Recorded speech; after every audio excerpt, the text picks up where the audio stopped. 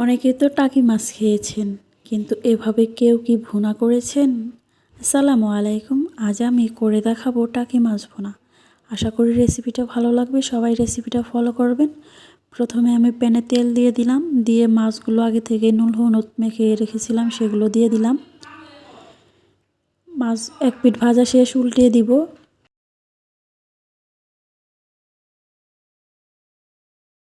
মাছগুলো ভাজা শেষ, এবার উঠিয়ে নিব।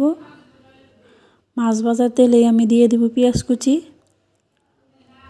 পেঁয়াজটা ভালো করে নেড়ে চেড়ে বাদামি করে ভেজে নিবে। মশলাটা রেডি করে নিচ্ছি। দিয়ে দিলাম লবণ, হলুদ, মরিচের গুঁড়া, রসুন বাটা, জিরা বাটা, অল্প পানি দিয়ে ভালো করে মশলাটা মিক্স করে নিব। মশলাটা মেশানো শেষ, এবার পেঁয়াজগুলো ভাজা হয়ে গেছে, দিয়ে দিব মশলাগুলো। মশলাটা দিয়ে ভালো করে নেড়ে চেড়ে দিয়ে দিব টমেটো, কাঁচামরিচ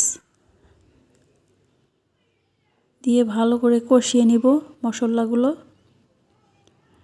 অল্প পানি দিয়ে মশলাগুলো ভালো করে কষিয়ে নিব। মশলা প্রায় কষানো শেষ,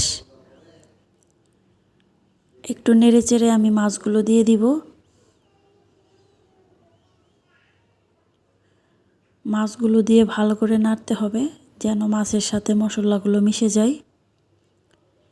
এবার পানি দিয়ে দিব, অল্প পানি। পানি দেওয়া শেষ, এবার ঢেকে দিব।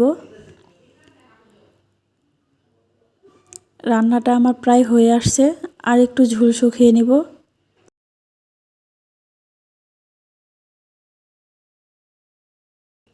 রান্নাটা আমার শেষ, দেখেন কতটা লোভনীয় লাগতেছে। আশা করি ভিডিওটা ভালো লাগবে।